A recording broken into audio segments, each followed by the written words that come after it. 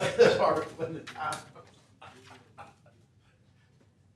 This is my copy, but I just made two copies. It makes good One for work. the chairman, one for y'all, but if you wanna read it, that's. Okay.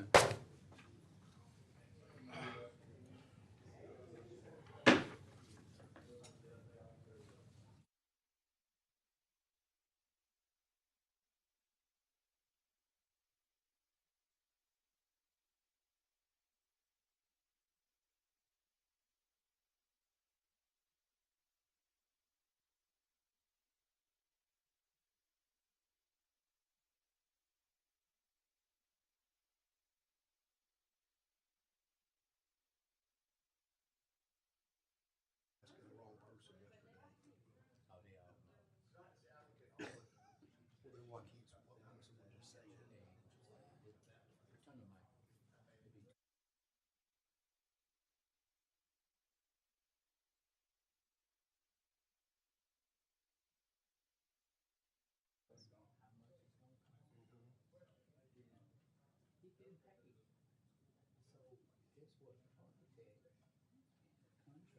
That's the entire fact sheet on it. That's on it. Huh? Nope.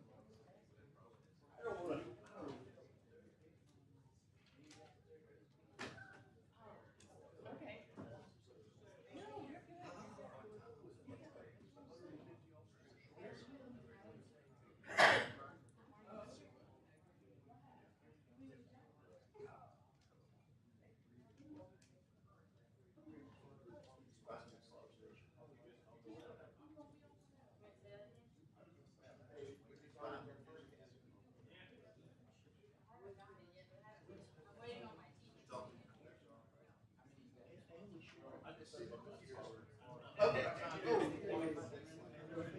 Yeah, I heard it. My face is big. That's what Gary's.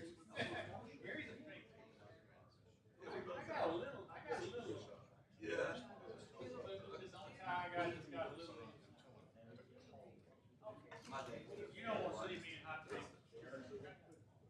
I've got a pink shirt. Oh, I got a couple short sleeve. I'm not sure.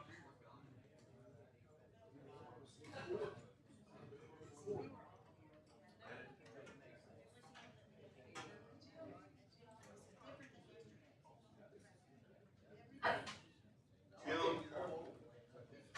Yeah. Careful, she can smack you and turn you. Plastic pearl.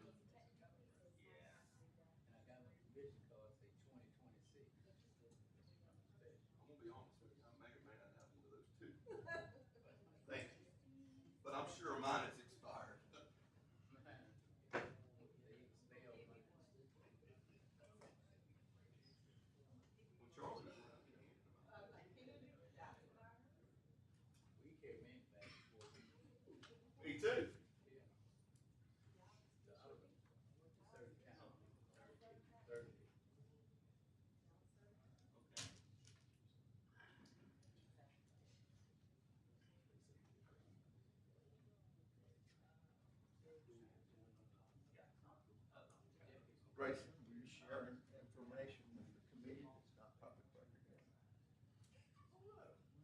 What? No, this folder. Where do I see it? Make a public record. It requires some work. You do,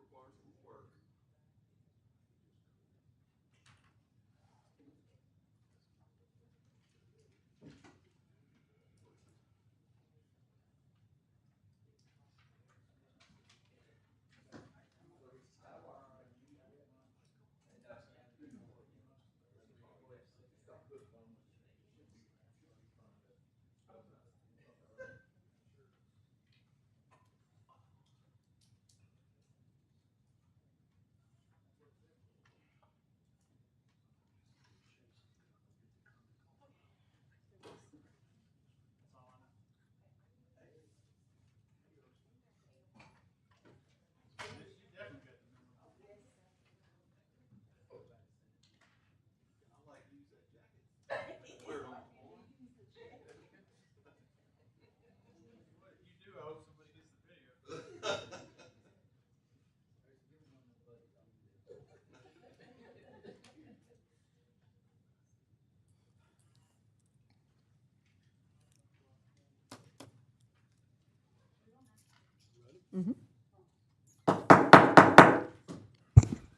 Like to call this meeting of the Public Safety Committee to order. I don't have really many opening comments. I think we have the chief here, Shelley Regal. We have most of the agendas concerning the status of police headquarters and the 3 substations. At this time, if there's any public comments, you may come forward to speak.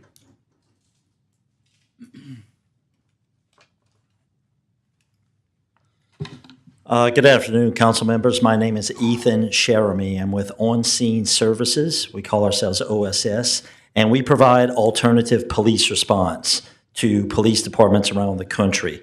We're working with the New Orleans Police Department, Baltimore Police Department, and we're in negotiations with other cities right now on that.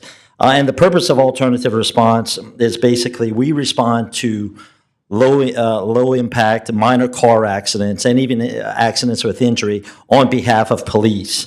And that frees up your officers to respond to higher priority calls for service other than doing paperwork at a car accident. We've been involved with New Orleans Police Department since 2018. We've had cars on the ground over there for almost 7 years now. And this year, we're going to respond to over 12,000 calls to the New Orleans Police Department. So what does that mean for someone like Shreveport? You've got about 10,000 calls a year that come into your 911 section regarding car accidents, and we'd be able to respond to a very, very large majority of those. I've briefed Chief Smith a few years back when we were smaller in size, and we've been picking up the conversations again with him, but we will need council support on that. So I welcome the opportunity to meet with each one of you and give you more details on that proposed program and to discuss some funding options, et cetera, on it. So it's working in New Orleans and in Baltimore and a few other cities, and we think it would be a great, great force multiplier for the Shreveport Police Department, and I welcome any questions. Thank you. Mr. Dark, are you familiar with this program? No? Okay. Councilman Butcher? Yes, sir. What's your company called again? It's On Scene Services.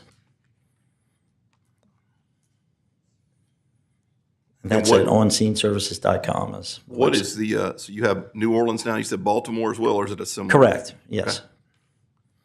Are these- In New Orleans today, we probably have 10 response units on the streets with about 80 man-hours or so working today. Okay, thank you. Are these commissioned officers? They're all retired officers. Most of them were New Orleans police officers. However, we've pulled some from surrounding jurisdictions. So they're all familiar with de-escalation. They're all TIM certified for traffic safety when you're at a scene, so on those things. So we maintain a active training and certification on the gentlemen throughout the year. We call them agents. Do you have a good contact number? Yes, sir, and I'll provide it to your clerk here as well. Okay. Thank Okay. you. Great. Mr. Chair, so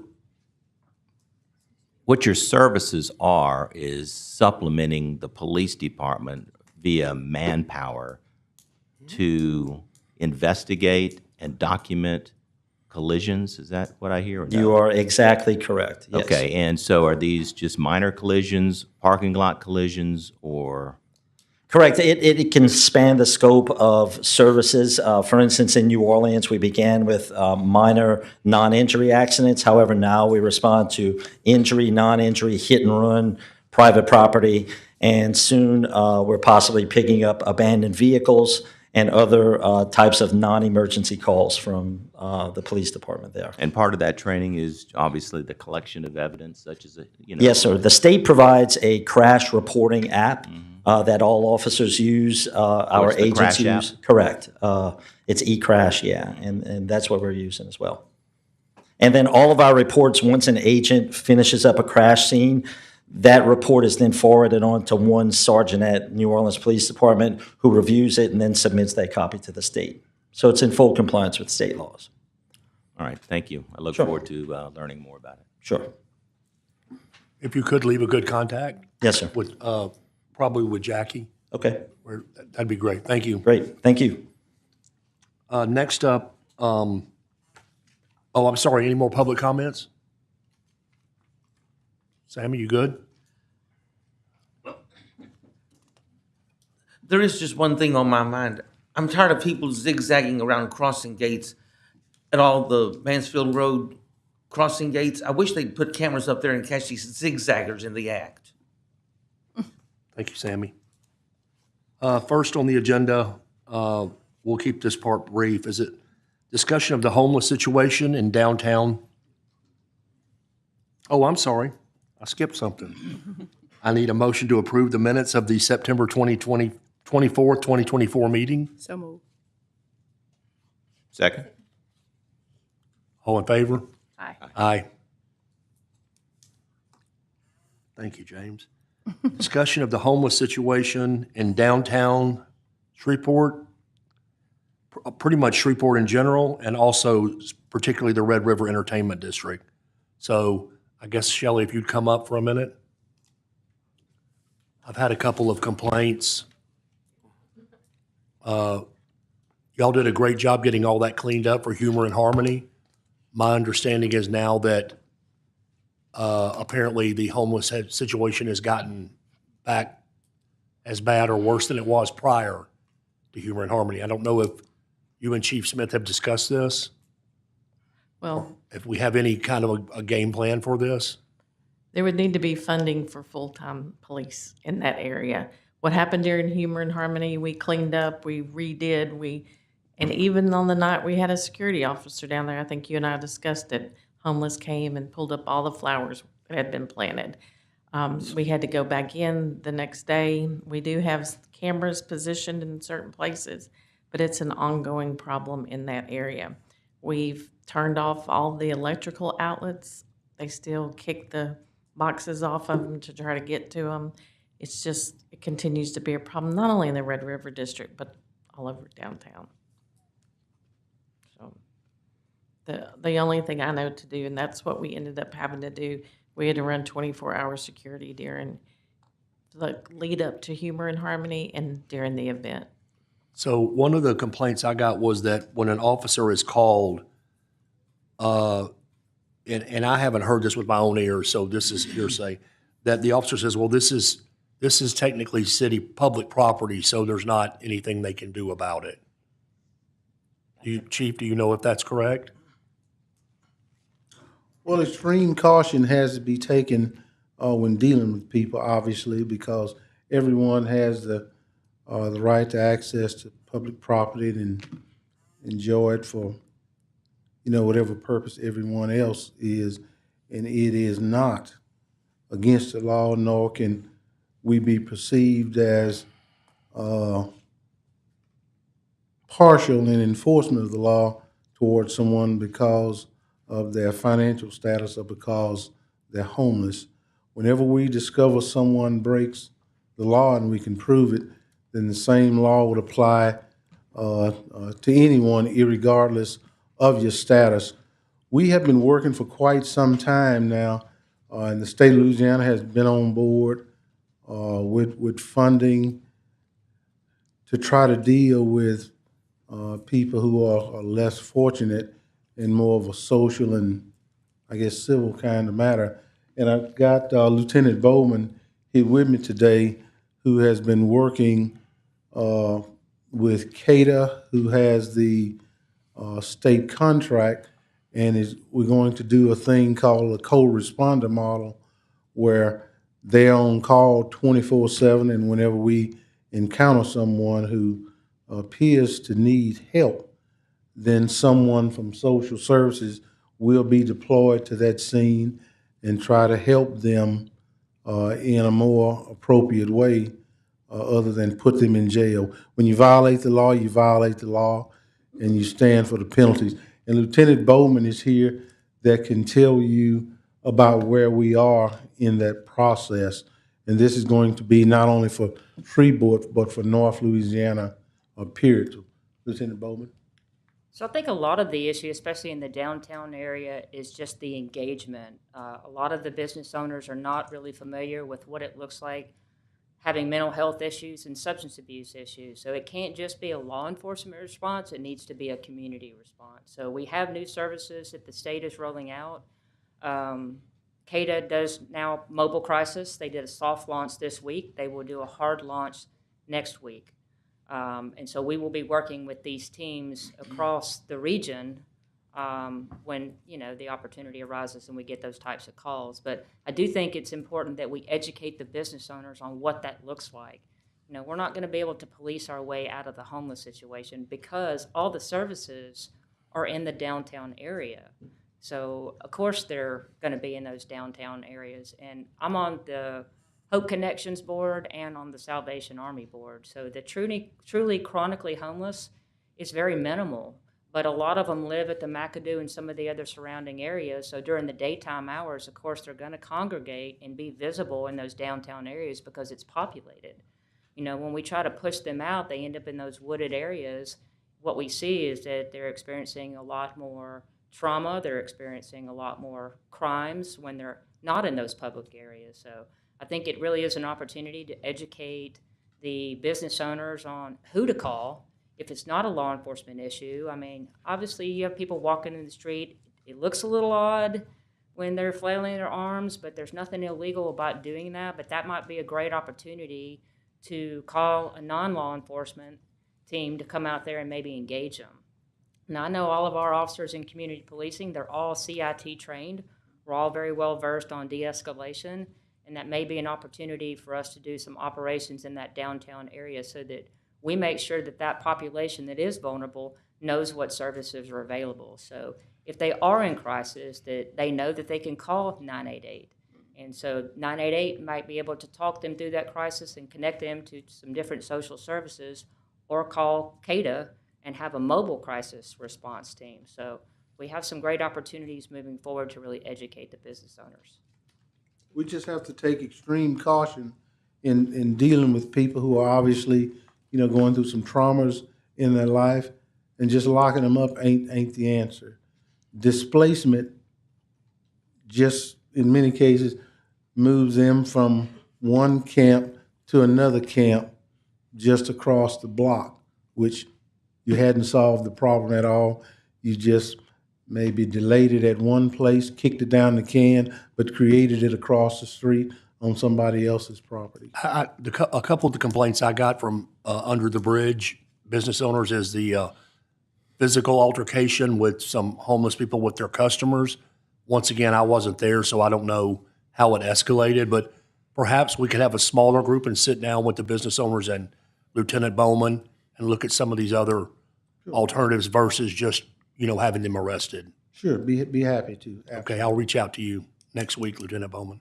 Absolutely. And anybody else? Just real quick question. I had an opportunity to meet a police chief from Tyler, Texas the other night, and he was talking about a homeless initiative that they have over there.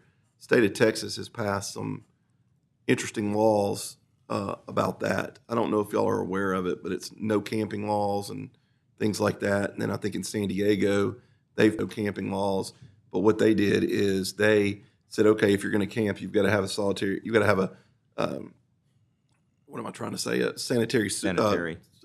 bathroom, you've got to have this, you've got to have that, you've got to have that. I don't know what we have as far as vagrancy ordinances and laws on the books. Like this guy, I know we have where they stand and collect, beg for money. I know we have that.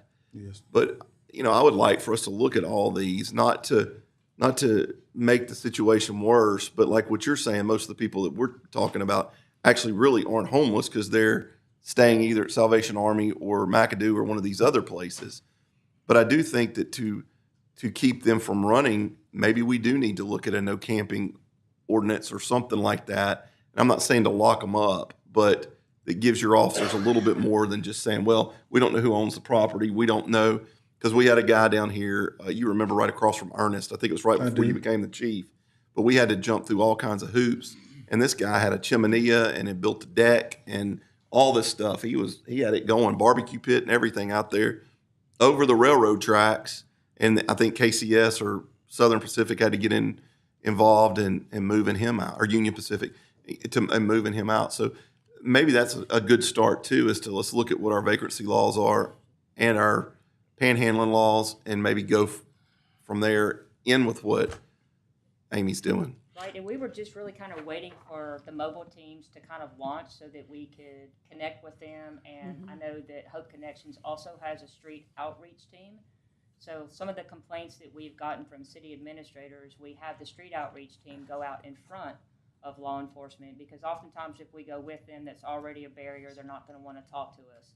But you have two separate issues, some that are in the downtown area where there's a lot of people who are vulnerable, but then you have, let's just take, for example, the Erie Drive corridor. Right, where we had The to take down that, majority yeah. of those individuals are not homeless. And so they're there because sitting at an intersection, they know that they're going to receive that monetary, donation. And so we really have to do some public service announcements to educate the public that it is a safety issue when you're handing money to somebody out the window at those intersections. But we're working on a full-scale operation to do with community policing and to engage the business owners to see the types of individuals that they're seeing. Are they the same people? Is it different people, especially along that Erie Drive corridor? And maybe get traffic engineering involved to put signs out in these common areas that we know we're seeing a lot of people soliciting. And this is against the law.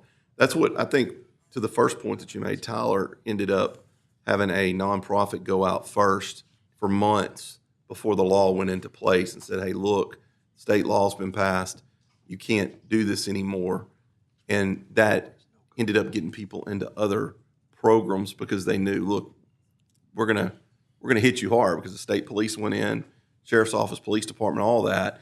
But it was like with Hope Connections, it was a different organization, but they went in months and months in advance trying to prepare them for what was coming down. Right, and that state law did pass here, so it's on any right-of-way area. It used to be just on the interstate, so that House bill did pass. Okay. It really is about educating the public, so we wanted to make sure that we involved all the other nonprofit groups before we just went out and just did a law enforcement initiative. Awesome. Well, that's good. But we do have a problem. I mean, that's one of the top 2 or 3 complaints that I get, is fear of downtown. Somebody I know was having a business meeting the other day, and a guy walked into a restaurant, the Nerf guy, and started shooting people with the Nerf gun. And yeah, so I mean, it's not good. Thank you, Lieutenant Bowman. Anybody else? Jim? Good? I'm good. Okay, let's move on to agenda item number 2, status of police headquarters and the 3 police substations. Chief Smith, since we met 2 weeks ago, can we get an update on the headquarters? We have, in the meantime, within the past week or so, Chief White and I have been out in the field, spent considerable time in the field, and we've looked at over 20 different locations to relocate our personnel from its current location. So we're in the process of evaluating those, narrowing it down to a more workable list and getting that to the mayor and administration for review, and have some conversation and discuss with the architects what will fit where, and moving from there. But we have looked at over 20 different locations. I'm sorry. our hope that 2 weeks from now, we'll actually have some pretty specific recommendations for you. What we're having to look at is a combination of, okay, we've got really two different issues. Trying to find places for the patrol units. Those are actually somewhat simpler. We've got a number of locations narrowed down for those, and we can tell you with almost certainty that in 2 weeks we'll have that. For the one to house the administration investigations, support, that's a little bigger ask. We've got, I think, 3 or 4 different buildings in play right now to try to see if we can narrow it down and get the best one. We're having to deal with, okay, how much interior renovation do we have to do, if any? A couple we do, some we don't. Biggest one's parking. We've got to be able to have enough parking to house folks. Chief and I have looked at one place, and they're going to have to help us provide some parking, or it won't work. It's a good place, but when you're trying to put 150 folks in there, you got to have enough parking for that. But we are pretty confident that in a couple of weeks we will absolutely have the patrol ready to recommend. I think we will have the main headquarters folks recommended as well. And in the same time, we're also expanding our look at possible places for a Southeast substation. Now that you're going to vote today on the possibility of adding enough money where we think we can move forward there, I think there's at least 3 places in play there. So we're trying to expedite this as much as we can. We certainly heard you 2 weeks ago. Okay. It's been very pleasant over the last couple of weeks to ride around Shreveport and see what's available. And I'm here to tell you today that Shreveport has some wonderful properties that are around our city that I think anyone would be happy with. Some great properties, beautiful properties. And understand, this is a fairly fluid situation. I mean, Mayor sent y'all something last Thursday. We've had at least 2 locations pop up since then. Hopefully, if you or anyone in the community know of any others, we'd like to kind of stop looking in a week or so at the most, so we can narrow down and get moving. But Yeah, that was my thought with 20, and I think we're all concerned that if with 20 locations to review or look at, how much longer this could go on indefinitely, and these people are still we're not gonna working let it on do that. Texas We're not Street. going to do that. I mean, understand, some of the places the chief's looked at, or the chief and I've looked at, they're not really in consideration anymore. They would be at the bottom of the list. There are a handful that have moved up to the top. Some of them we still got a few questions about, but they're mostly, let's go look at it one more time and then start talking to whoever's responsible, either as the leasing agent or the owner or whatever. But no, we're not actively pursuing 20 right now. We just started looking at any place anybody mentioned, frankly. And Chief and Deputy Chief White did most of that. Okay, so it's already narrowed down from 20. Yes, sir. Okay. The pictures that we saw on the screen at the last meeting, which officers are in that, what department is that? Which one did you? Y'all are going to have to answer. The pictures that we put up of the, Oh, of the that was in patrol and investigations. okay, so patrol, you're saying in 2 weeks you'll have a plan for patrol? I think we'll be able, but the good news about patrols, it's mostly moving people. It's not moving a lot of furniture, a lot of file cabinets. It's not like moving central records or the fingerprint stuff or things like that. So we've got a couple of places that have popped up fairly quickly, usually places that used to be retail.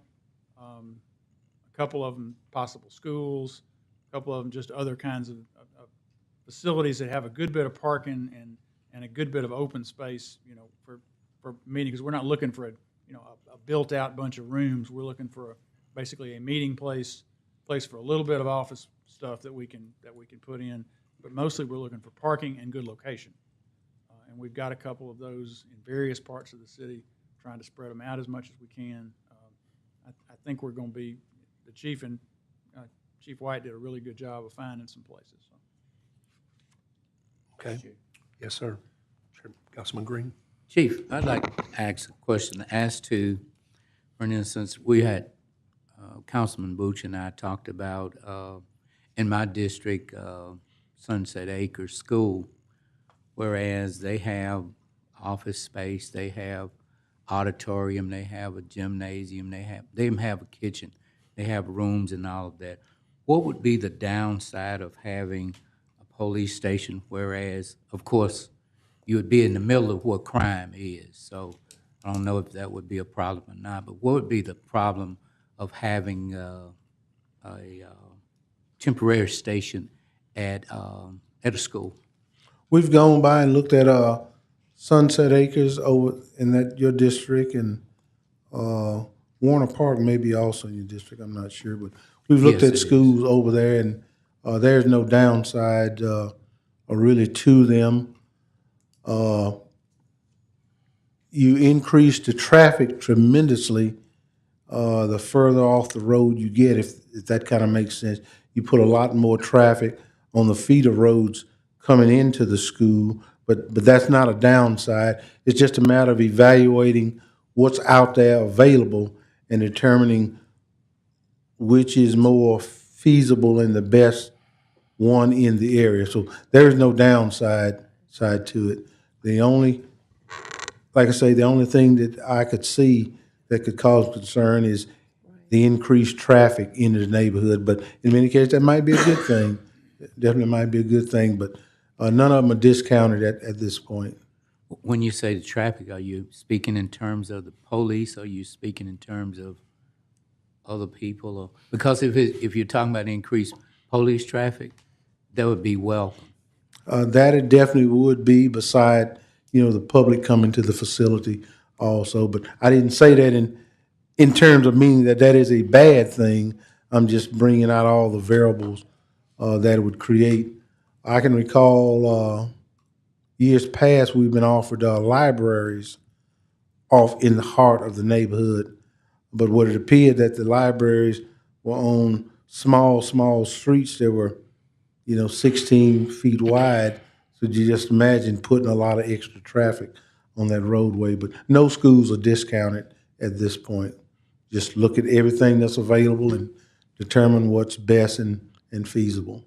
Pretty sure we've looked at Sunset Acres, Warner Park, and E.B. Williams as the three that were urban and currently not in use. So those are all at some point be considered. Warner Park has one advantage in that it's right on Hearn, which helps, for getting folks in and out. Sunset Acres is a little more in the neighborhood. E.B. Williams is a little more in the neighborhood as well. But those are the kinds of things we're evaluating. And some of it depends on kind of how some of the other options go. So we'll see how many of the schools we need to consider, but they're not out of play yet at all. And some of these, the school board had given me a list of everything that they had available, meaning that they're not having public school there. And some of them that you might know is already partially leased to other organizations to use part of it. Some were for sale. Some were pending sales. So that's something about the schools that the average person in the public probably would not know. What was the report on Sunset Acres? Is it up for sale, or is it available, or did you all talk? I don't exactly remember, but seemed like it was partially occupied. I don't have the list. Warner Park is partially occupied because it's a church meeting in the auditorium. I don't know whether that's month to month, or that's something we were going to ask if we got a little further into that one. Sunset Acres, as far as I know, did not have any other encumbrances. Okay. They have an agent. School board has an agent that's pretty much marketing everything, but that was not one of them where they had sale pending on it. The auditoriums appear to be, choice places in schools for new upcoming churches and other people to go into a lease with the school board about. So I have another question, Chief. Yes, sir. On the substations or the short-term moving of the patrol, obviously the long-term goal is to build a new headquarters at 1234 Texas. Right. How many, I've heard different numbers for required parking. What do you feel like the required number of parking places is? We'll just say a substation.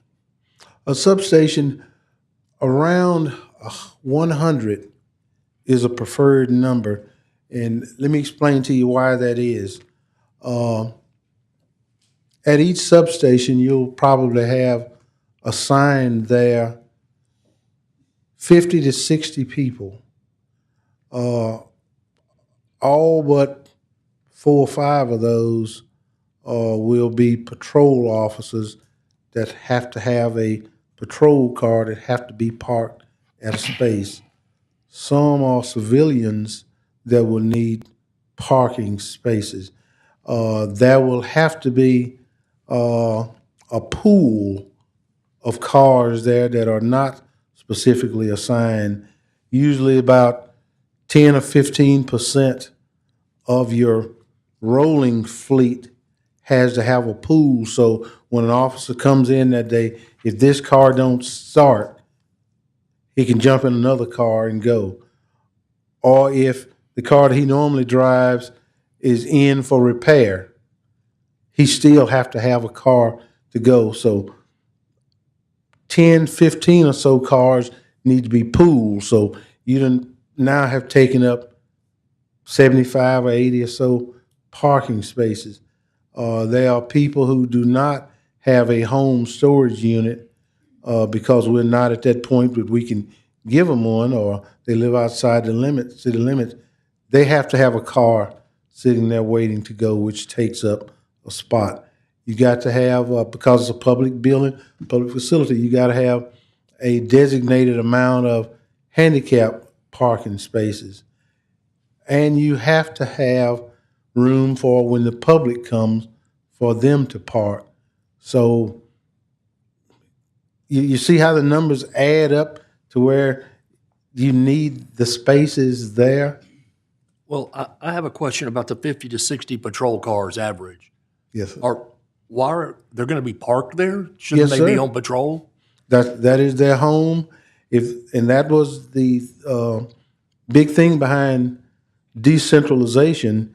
You did decentralizing everything that's at 1234 Texas, and you're putting it in the area where it needs to work, where it needs to be. So to give an example, when Area 3 Patrol moves to Interstate Drive, they're not only going to take that 50, 60, however many personnel with them, they're going to take the resources with them that they need to do their job in that area. Did I confuse you? Did I make sense? I'm confused about the 50 to 60 patrol cars, not the pool. I understand the pool cars. Why would they all be there at one time parked? That the chances are pretty certain that all of them will not be there at one time.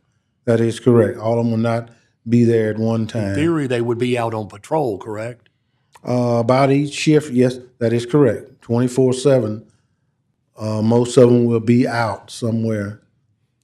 Okay, well, But they're going to come back in, most of them, and need a place to park and leave that car, and for someone on another shift to get in it and go out. See, because the shifts are staggered, they're staggered 2 hours apart when officers come in. So in actuality, there are 6 different roll calls in a 24-hour period. I mean, one at 5 o'clock and another one at 7 o'clock. There'd be another one at 1 o'clock, another one at 3 o'clock, another at 9, another at 11. So 6 different shifts of people moving in and out of there.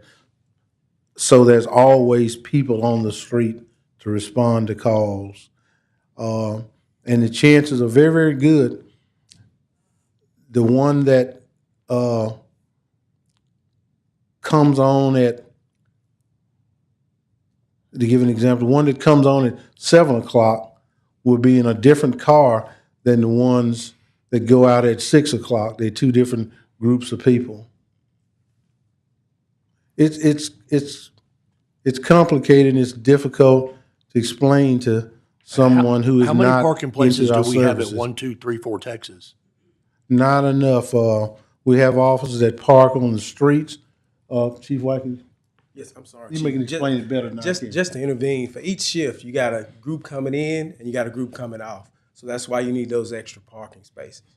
If that shines a light, like if we have 1 So o'clock they need shift to that's park coming to be in, able to switch vehicles? well, some of them switch vehicles, some of them coming in to do paperwork, log in evidence.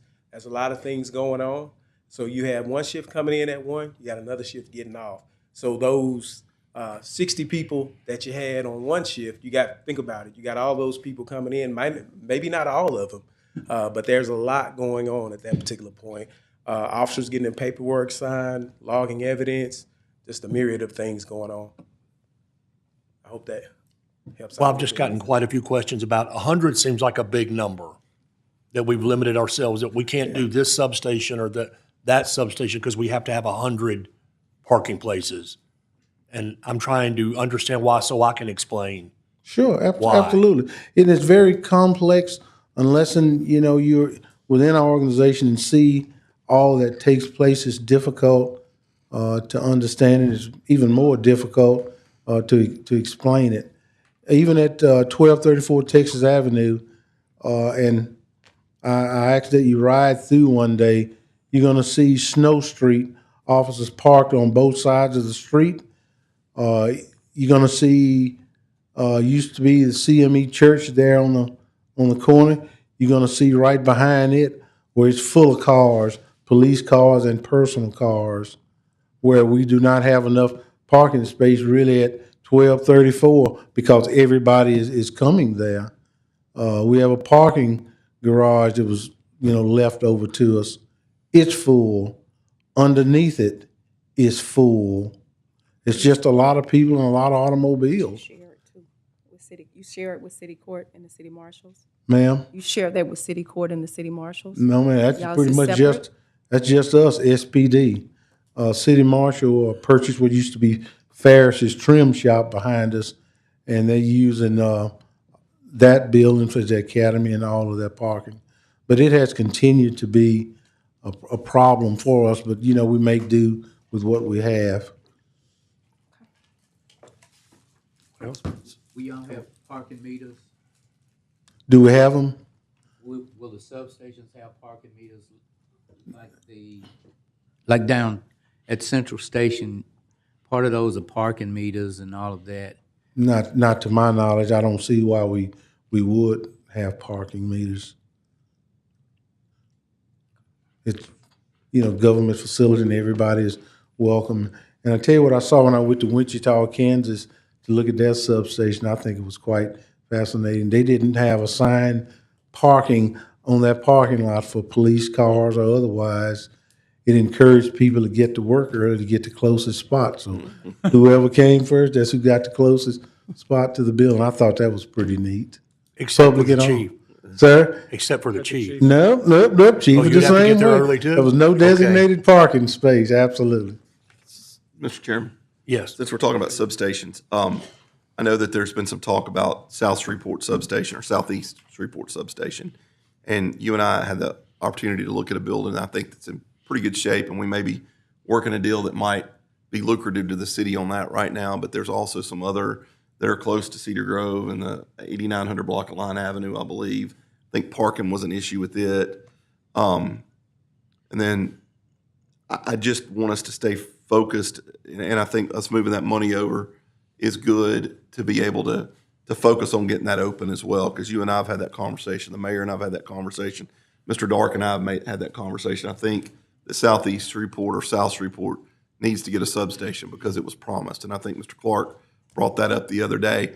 Unfortunately, with what we've got and the cost and everything, it's been a hard deal, and I appreciate you looking, and I hope that I hadn't bombarded you with stuff, but I'm just trying to find the best thing that I can and be more cost effective on it.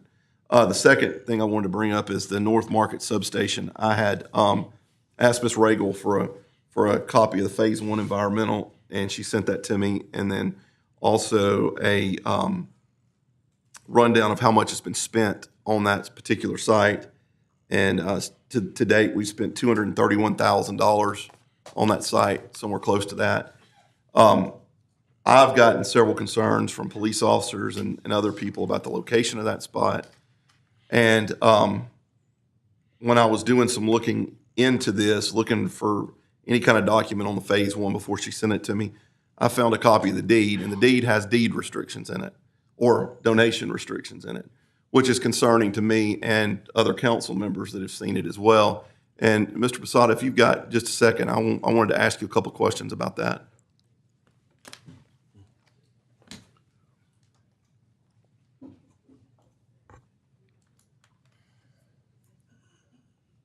So as I was perusing, like I do on a regular basis, the Caddo Clerk's website, I found a copy of the act of donation that was executed, actually was recorded back last year, 9/12 of 2023.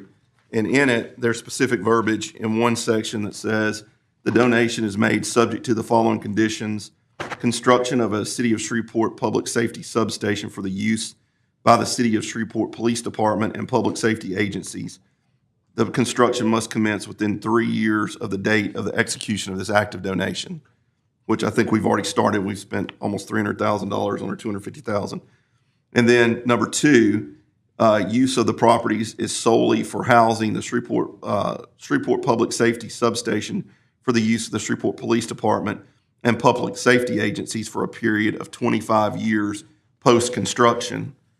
And then it goes on to read in another section that it is the intent of the donor that the properties be used exclusively for the purpose of housing a Shreveport Police Public Safety Substation for use by the City Police Department and public safety agencies. If at any time all conditions of this donation are not satisfied, the donee will be required to return the properties to the donor immediately. That's what's concerning to me. I've been on the other end of that. When I was fire chief at District 5, we had a station, and we built a new station, and the Catholic Diocese took our station from us because it was no longer going to be a full-time station. So we lost that entire improvement, including a new septic system, new carpet, new fixtures, new alarm system for the station. All this stuff, we lost it. And now it's the Holy Angels gift shop, which I'm very grateful that they've put it out there. So this is concerning to me. And I also know from my former life that when we were looking for a place in Dixie Garden to build a fire station on a 15-year bond, that we had to enter into a 30-year or 15 or more year lease with the people that own where the station is now. We were able to build the station, but we had to enter into an agreement with them for the lease to be longer than the term of the bond. So you made a comment yesterday that concerned me, and I almost thought about not even bringing this up today, but you made a comment that really concerned me yesterday, and it's floating around on social media, that if we know something and we don't say something, then we can be held liable. So that's why I'm bringing this up. I want us to rectify whatever this problem is, but I want your legal opinion. I'm not sure it's going to change my mind on how I feel about it, but I would like your legal opinion on this. Well, first I want to say that thanks to Amazon that just opened up, Councilwoman Taylor and I toured recently, they give each of their employees a new pair of custom-made orthotics because they stand a lot. I stopped by there on the way here, so we can go as long as we need to. No, it's a great question. And the biggest thing, what the IRS guidelines are going to say for bonds is that as long as there's outstanding bonds, it has to be used for a public purpose, a governmental purpose, if that's what the bonds are being issued for. Ideally, you would want those bonds to be utilized and that building to be utilized for whatever it was initially built to be. But fundamentally, it's got to be used for a government purpose. It can't be used, let's say you get down the road, you change it, and you want to allow Starbucks to be part of the building. That could present private business use issues, and depending on different formulas, that could cause the bonds to no longer be tax exempt. In terms of this specifically, it would from a legal standpoint add an additional requirement. So once you build this, you're going to have to, for 30 years, use it as a public facility. Under bond laws, you wouldn't necessarily have to use it as a substation, but you would have to use it as a public facility for the 30 years until the bonds are paid off. If you did get into a situation where the city said, in year 24 that we no longer want to have a substation there, then you would have to make a determination as to whether or not you wanted to continue to operate even a scaled down substation or something that would meet the deed restrictions that would be public, or else you would have to pay those bonds off early. That's what my concern is. Let's say that, and God hopes that we're able to turn Shreveport around and our population begins to grow and we're able to really make some strides in Shreveport. But let's say, for the sake of saying, that our population does dwindle and that we don't need 3 substations. And the one that's located less than a mile and a half from the central police station is the first one that needs to be closed, which would be this one.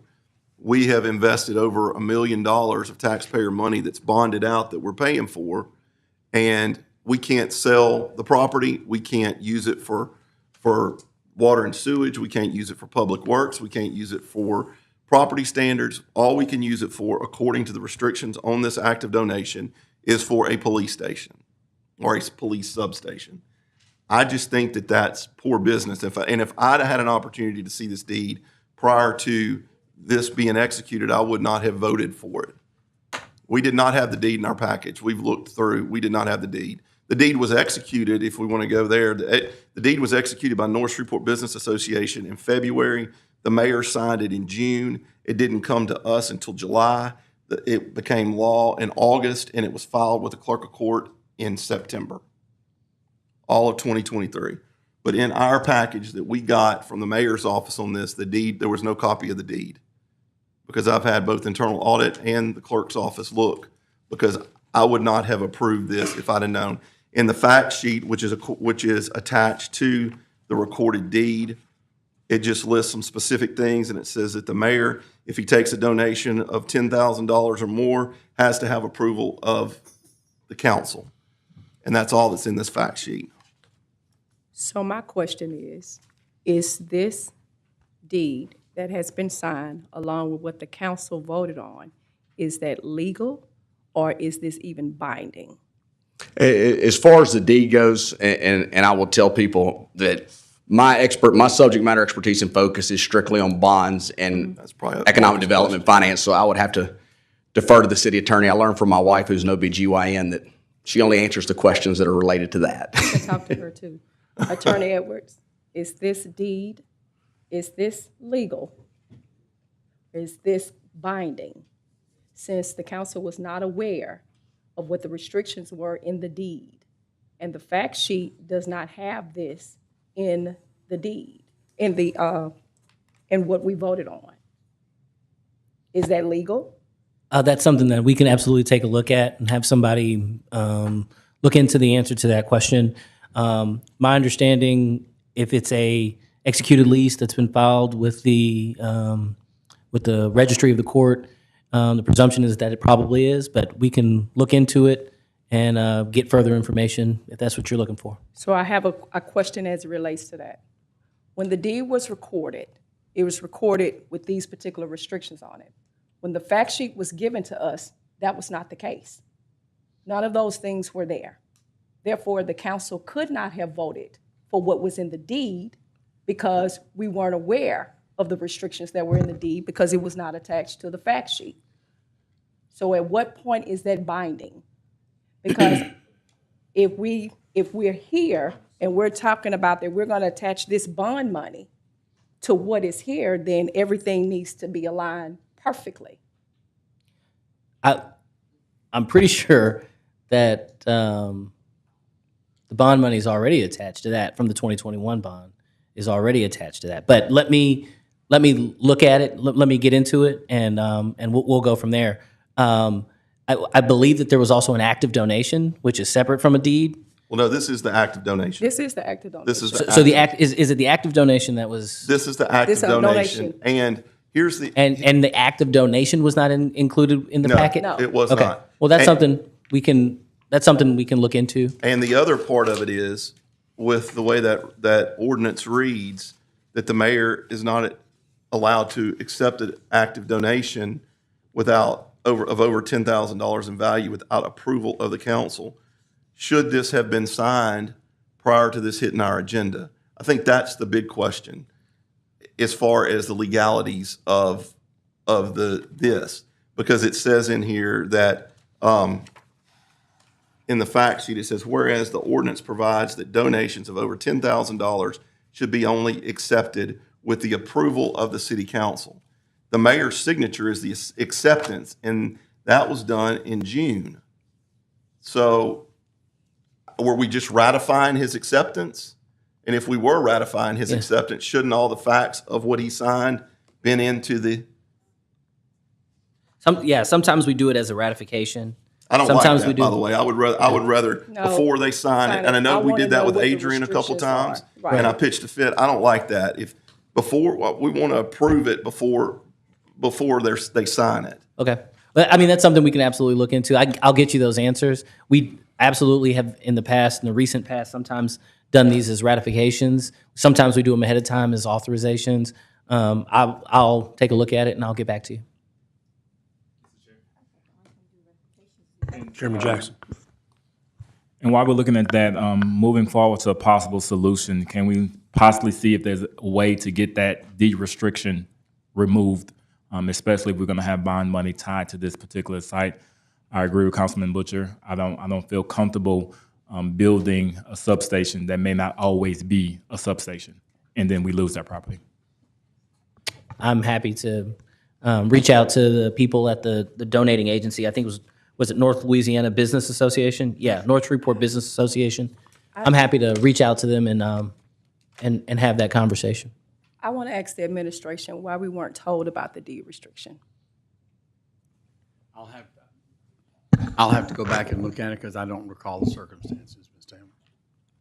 So, Mr. Basato, clarify, to meet our bond requirements, as long as this building is used as a public building, then we've satisfied our bond requirements. Correct. So the 25 years that it has to be a police substation only is part of the deed restrictions from the people that donated the property. Yes. I'm absolutely not comfortable in moving forward and Right. building a building on that property. Correct. What if in 20 years we want to make it SPAR offices or public works? So it doesn't matter. Right. We don't need the people that donated the property telling us that you're going to use it just for this and we can take it back, in my opinion. So I would move, if we can't get this resolved and get these restrictions lifted, I would motion that we just stop the project and I guess we just eat the $231,000 that we've already spent on it.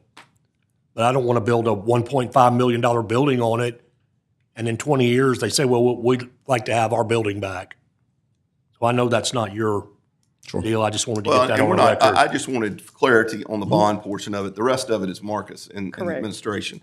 I understand that. I think that we really need to take a hard look at how we do business because I can tell you, I never would have approved this act of donation with the verbiage the way it was. Neither And would I I. think that if our taxpayers and our citizens knew that, they would be upset. And now we're $230,000 invested in a property that realistically, if something happens, if all goes to heck and you're not able to sell these bonds or whatever happens, we've spent $230,000 on a piece of property that really isn't ours. At any given point in time, I would say, Attorney Edwards, that if anyone is going to donate something to the city of Shreveport, provide the council with all of the facts of that. Whatever the deed says, no one needs to sign a deed before we know that there is the approval. What we were told is that we had a donation of a piece of property. Right, We no knew that restrictions. there were environmental issues on Right. there that had to be cleaned. So we knew that part. That was fine. We did not know about all of the intricate details that, as far as this deed was concerned, because that was not attached to that. That's not good. And that's not good for us, especially if we hold a sense of responsibility and could be liable for whatever monies that we're handling to build this substation. I don't want that, period. So we could find another location. If those are the restrictions, then I would prefer that we find another location. Agreed. In the MLK area. Councilwoman Bowman. Yeah. What I was going to say, Councilman Brooks, is the mayor is here. He signed it. It wasn't brought to our attention. The only time we ratify anything if it's an emergency situation. And from my understanding, this was not an emergency situation. So I think we need to let the mayor defend himself on this because he is here and he signed it. As I said, I don't recall the circumstances, so I'm not prepared to respond today. You need a copy of it? You want to give him a copy of it? Yeah.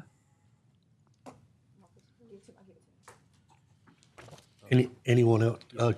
Councilman Green? Yeah, Mike, would you go back over the responsibilities that we have as to what we do when we do our due diligence as to how we can be sued? Because that was something that kept me awake a little longer last night than normal. But would you just go back over that, because that was some valuable information for me and for us.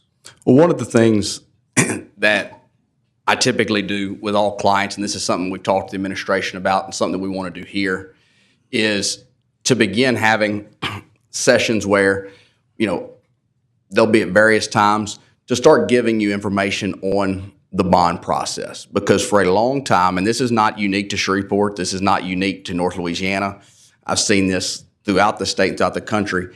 It's kind of a, I don't want to say gray area, kind of a dark hole that you know, everybody comes, they say, hey, here's what you need to do, sign these papers, and you go along your merry way. And one of the things that gets lost in that is all the different options, all the different things that need to be done. I mean, when we close a bond deal, it's about 27 different documents, agreements that are put together. And so one of the things I would like to do is to be able to provide you more information about how it works, as well as, you know, just some of the intricacies. One of the things, and I've got to see the legal, ethical ramifications, if it's possible, from Attorney Edwards. I was co-author of the National Council of Development Agencies bond book. And so I want to get each of you a copy of that, because I think it's important. You're not required to be an expert. And quite honestly, the reason you have bond attorneys and the reason your city attorney doesn't handle this is because it's a very, very specialized area. And it's one of those things, unless you're doing it every day, there's no way that you can know the ins and the outs of it. And so that's why all cities hire an outside attorney. So you're not expected to be an expert by any stretch, nor is a city attorney or anybody else. What you're required to do is basically take in the information. We will give you that information and then just ask relevant questions. It becomes an issue of liability when you get something and, you know, it's not, you're not looking at it, you're not reading through it, you're not asking questions. And so as long as there's that dialogue back and forth, that's really the key to it, and to make sure that you're confident in the answers that you're getting. The whole purpose of work session. I'm sorry? I say the whole purpose of work session. Sure. Chief?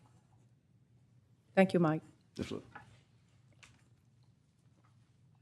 So in your evaluation of the buildings that you all have looked at, where do you propose temporarily housing the officers and the administrative staff in my district? There are several different locations we looked at up that way. One was the former Stage Selbers, next door to Brookshire's. Another was the building right next door to it, adjacent to it. Another was the Aaron's, used to be Aaron's Furniture Store, Right in the then parking the lot same there. shopping center. We looked at Louisiana Technical College, what they had available there.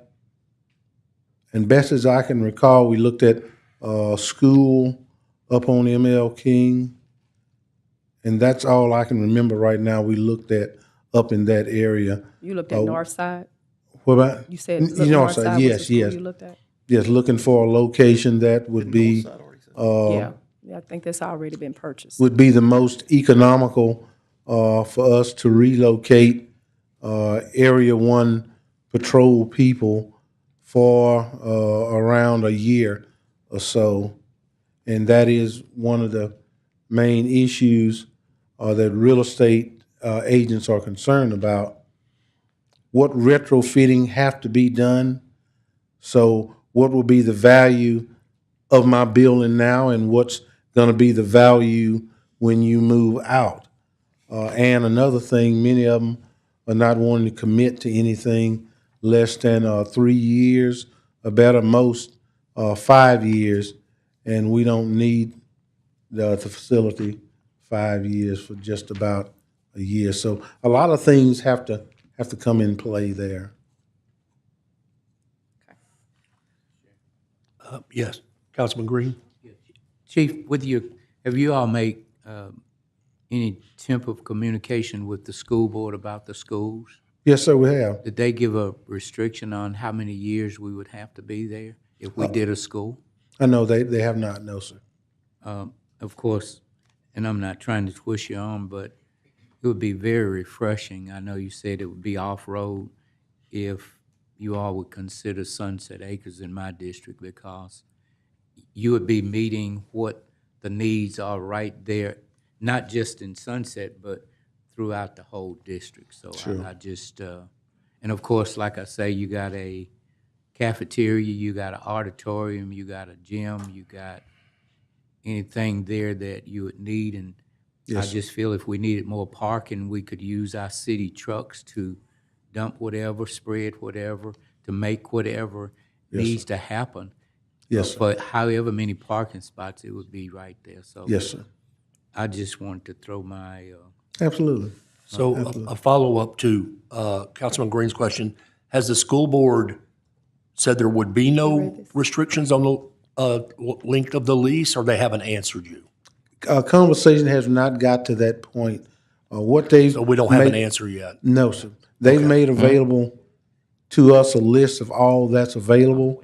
So the next round of conversation would be exactly what it is that you're interested in, and that's go from there.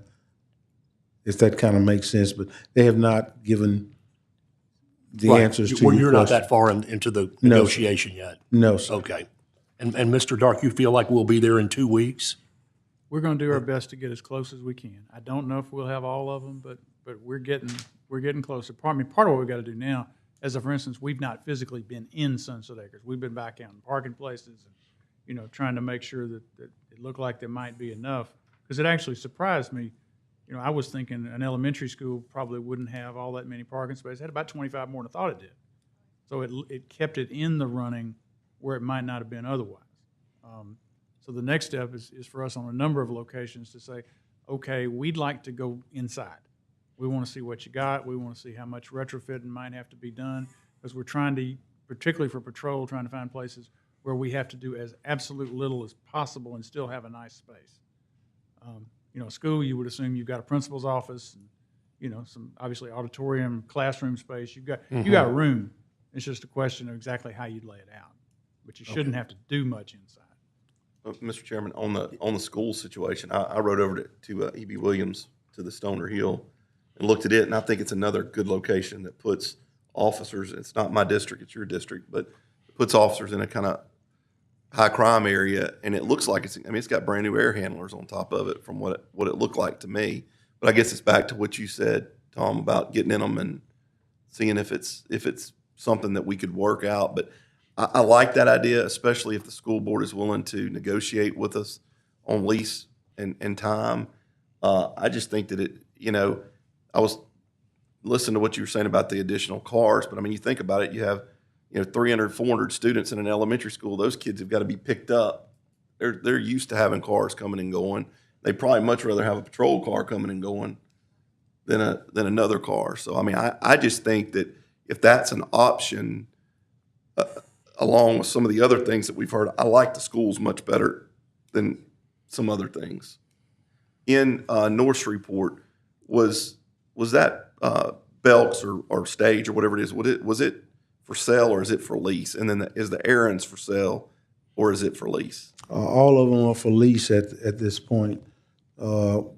We did not ask if they were for sale, so the agents only told us, in speaking with the owners, that the spaces were available for lease.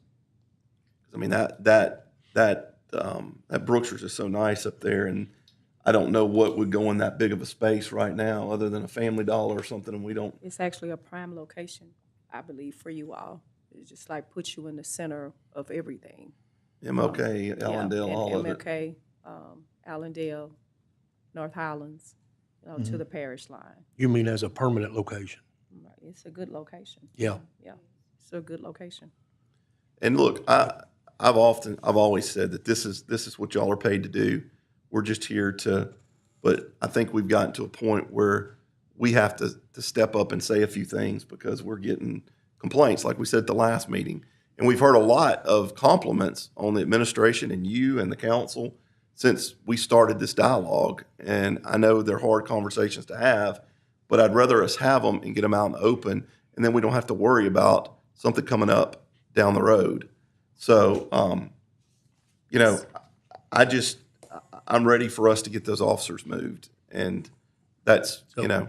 On that note, I'm going to call for another Public Safety Committee meeting 2 weeks from today at 1:30, and possibly the only item on the agenda will be the status of the headquarters and the substations.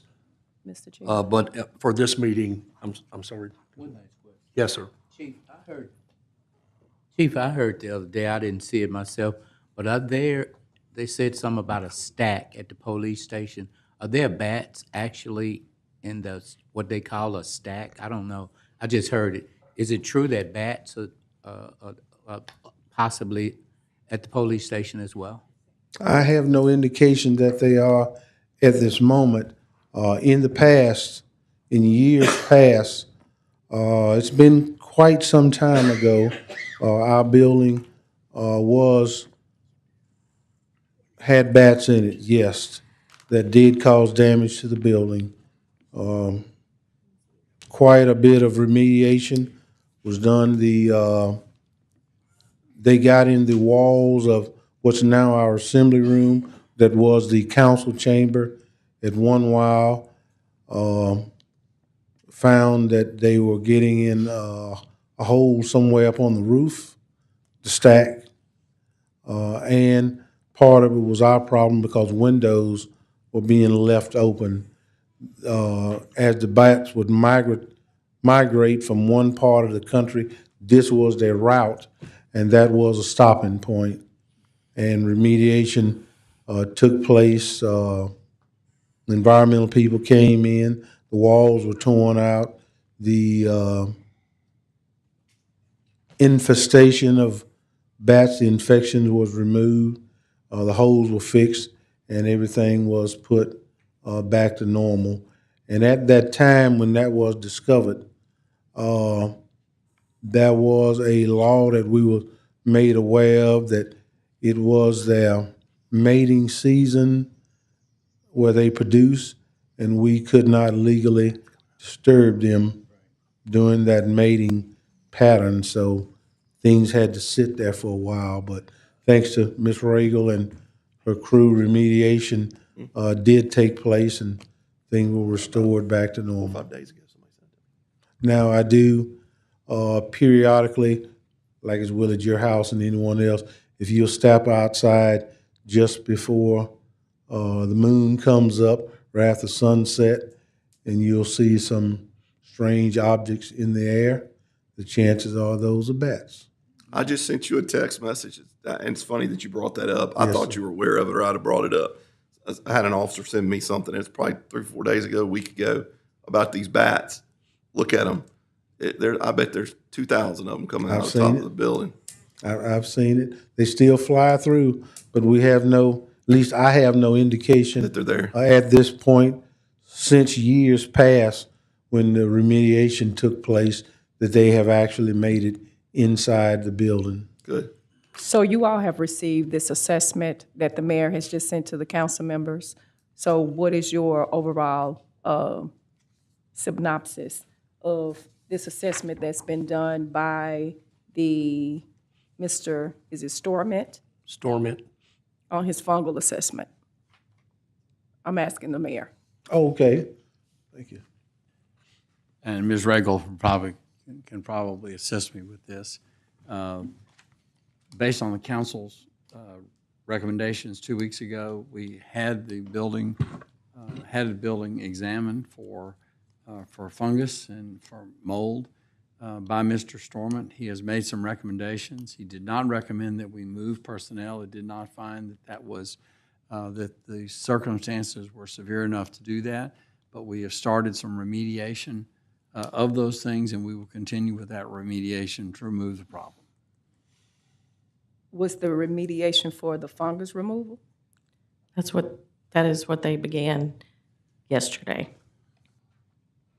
So what they do is they compare the inside and outside spores, and if you find a higher concentration inside, you know there are spores inside.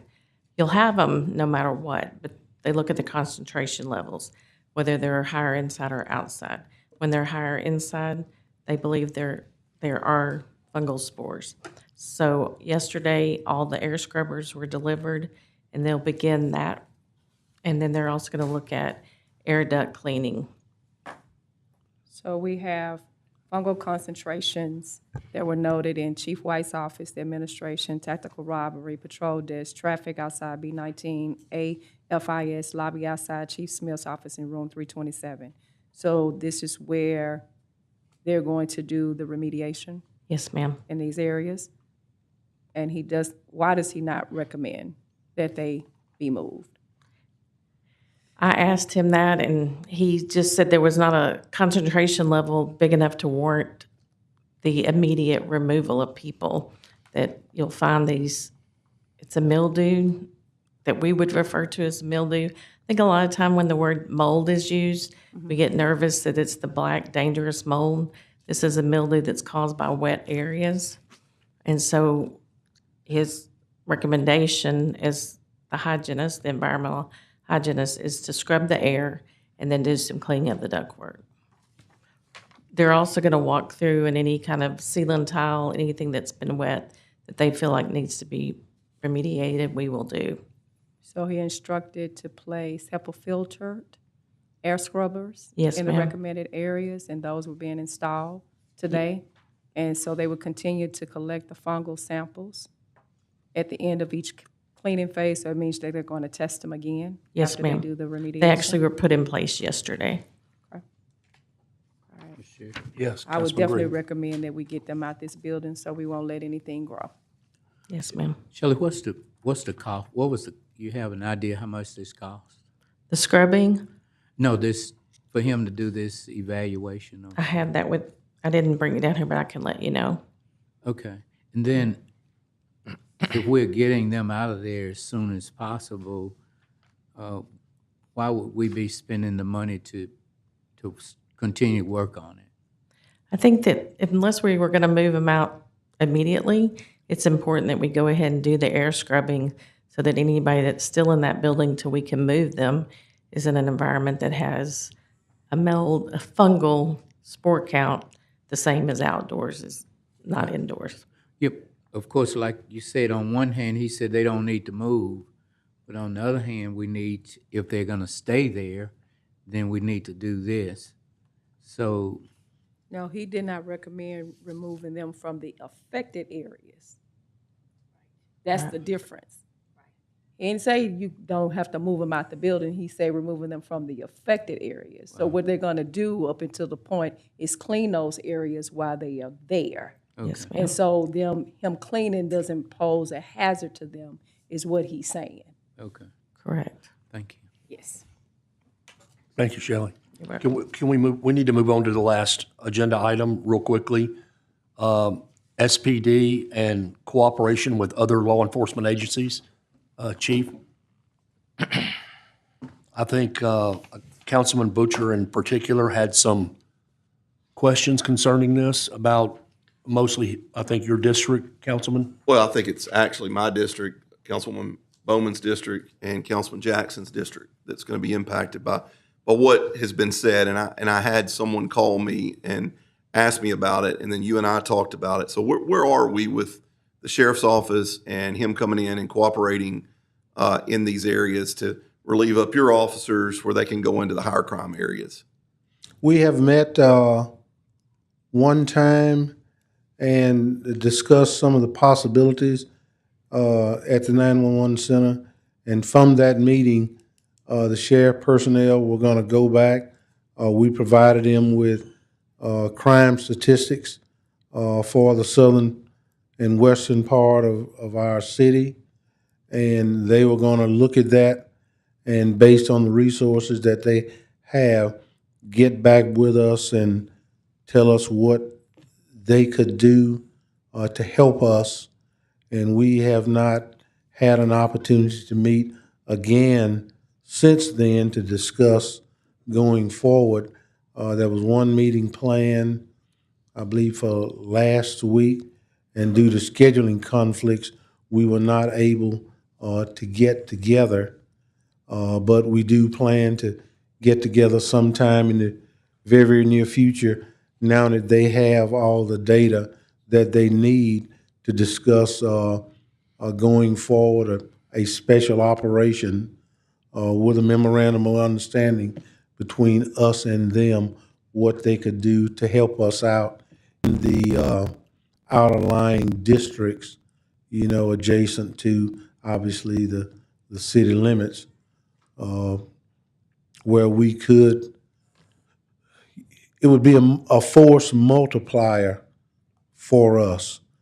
By no means would we ever abandon any portion of our city, because our people are important to us, and the same level of SPD service that they've always had, they'll always get. But with the additional, hopefully, help from Caddo in the outer lying districts, because they still have their parish outside of the district to take care of, where they could come in and help us out a little bit. Then when they need to respond back out in the parish, they could still do so. But we've not worked out all of those details beyond the first conversation, but that is coming in the future. Well, I agree with what you're saying. Those of us that live in those areas, I think Councilman Jackson, you're similar to me. We're right on the edge of the parish and city line, but we still pay city taxes. We want city services. However, having said that, I see no downside into letting the sheriff come in and take some calls in our area, because I remember, and you do too, what happened during Operation, was it Thor, that they had up in MLK? Right. When they had Operation Thor, I was working on the fire department, and pretty much from about the inner loop south, like Ellaby Road Estates, Long Lake, parts of Southern Hills, the sheriff's office was taking those just day-to-day calls of burglaries and easy stuff, and then I don't say easy, but not critical crime things, but they moved those officers to be able to focus on the higher crime areas. Sure. And I think that it's a really good idea. So I just want to go on record saying that whatever we have to do to make it work, and I will commend Sheriff Whitehorn if he's willing to do that, because I had been talking to the previous sheriff for years about doing something similar to that, and it was always a money or personnel issue. So I commend you and Sheriff Whitehorn for working together on this. Absolutely. But I want to see it. I want to see it happen. I mean, we're right now, we're, knock on wood, according to your statistics, we're doing great. Maybe we could do even better with this. So I just want the administration to know, and you to know, that if this is something that comes up, I'm 100% behind you and support it, even though we will get those comments about, well, I'm paying city taxes, because I think it's very easily explainable. We're all one city, and what's that? Yeah. As I've said before, I care so much about our city, and I will accept help any way that I can get it if it increases the quality of life in Shreveport. But I do be constantly mindful of other outside agencies that has responsibility, their own responsibility too. And what probably you don't know much about the sheriff department, their resources to deploy, if you look at it on a grand scale of things, is no greater than ours. They endure the same heartaches that we do with their resources. But I appreciate Sheriff Whitehorn, and I appreciate Sheriff Prater, when he was the sheriff, willingness to sit down with me at any time, and we discuss what we can do much better together for the benefit of not only our city, but our parish also. So we constantly visit. Look, Sheriff Prater did a lot for us as a city. Yes, sir. We just didn't see eye to eye on that particular deal. But Yes, sir. I'm glad to hear that Sheriff Whitehorn is carrying on Absolutely. what Sheriff Prater started, and maybe even going a step above. Absolutely. Councilman Talaferro, did you have something? Yeah, I just have a few things. First of all, I'd like to thank your staff for inviting me to the PTSD 911. Thank you, sir. Very informative, very moving. Thank you. And I cannot say enough about that. And I was disappointed, but this is our nature of our business, Yes. is that the people that seem to need it the most don't show up. And but I encourage you to keep pushing that out there and encouraging officers that if they have anything that they need, they can come to this council and they can come to the services that are provided for them. And I really appreciate you doing that. And also, who's the project managers for the main police station and the subs? Property manager? No, the project managers. Oh, sir, I do not know. I assigned Captain Oh, Shelley, Monette. I'm sorry. That may be a question for her. So we went through the A&E selection process and selected a architect who has a consultant. And the reason I think we rated that consultant the way we did was because they're police consultant. So they are actually the project managers. We all meet, our architect along with our in-house architect, the police, myself, and the administration meet with that team. We probably met already 4 or 5 times, but they have a project manager who's leading that. Okay, thank you. And since we were talking And about that's Mark Prevost and Associates. Yeah, okay. Yeah, Thank you. sorry. And since we were talking about the North Market location, is that since this is a new build, or do we have any plans that actually we can look at since this is a new build? Because I have not seen Plan 1, and I think that's one of the things that it was kind of frustrating is we've never been in that loop. You may be meeting, but we don't know that, and that there's some things that we just You're like talking to be. about on the substation? Yeah, the substation specifically, since that's a new build. And I realize that on remodels, you may not have a lot of plans going on, but anything No, that we you have can, complete- anything that you can send us would be great, and at least we can speak from, that. And how long do we expect to be out of the main police building during construction, roughly? If we move them, it'll be about, there'll be there's, it's a very methodical move that we're going to have to make. So you have a substation that's about to get under construction. You have traffic who's moving, and you have another group that'll be moving. And I think that she would like to talk to you about that, maybe offline. Sure. Just because the nature of what all they do in that, within that group and his organization. But all in all, we will probably need, if we move immediately, it'll take us about 3 years to get to where there's a completed headquarters. And I get that. And I was kind of thinking too. And the reason I asked that is that should we be looking, if we're going to be going into temporary facilities, should we possibly be looking at a facility where we could actually invest in going forward to where when we're through with it as a main sub or a main station, we can actually use it as a sub instead of just leasing, throwing away money, and then that's it.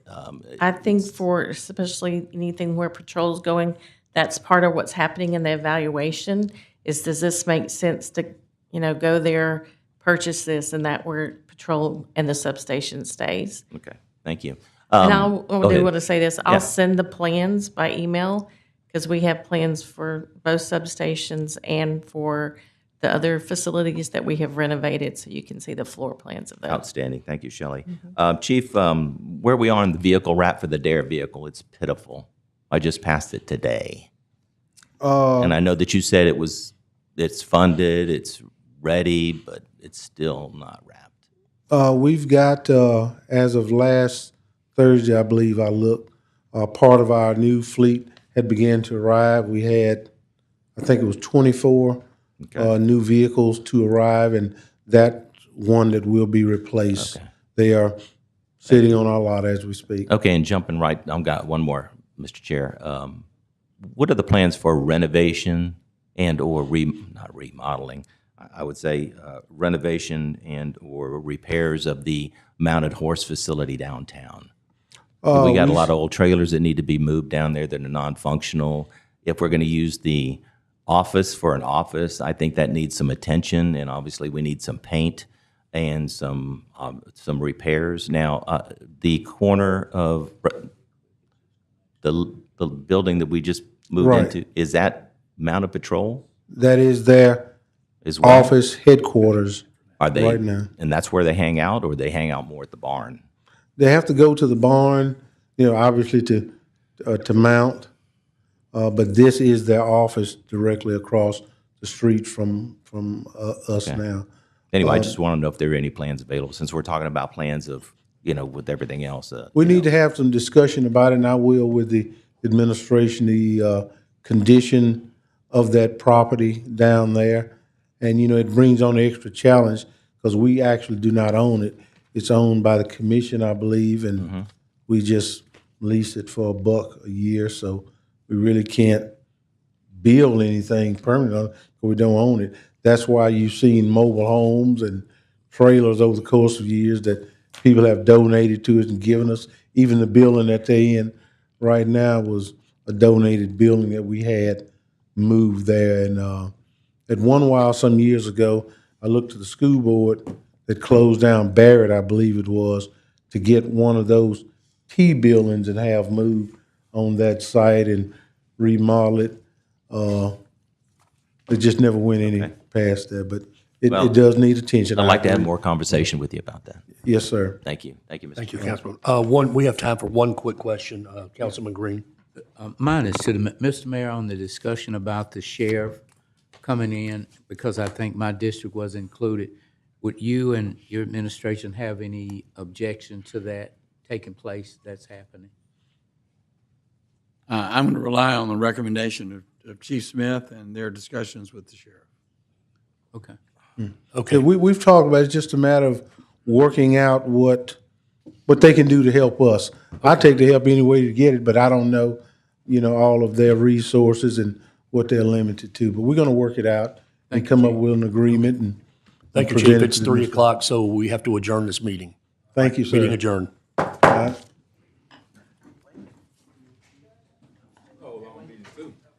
Let me tell you something. That is so messed up.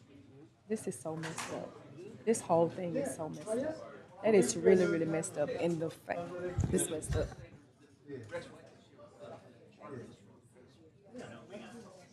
Hey,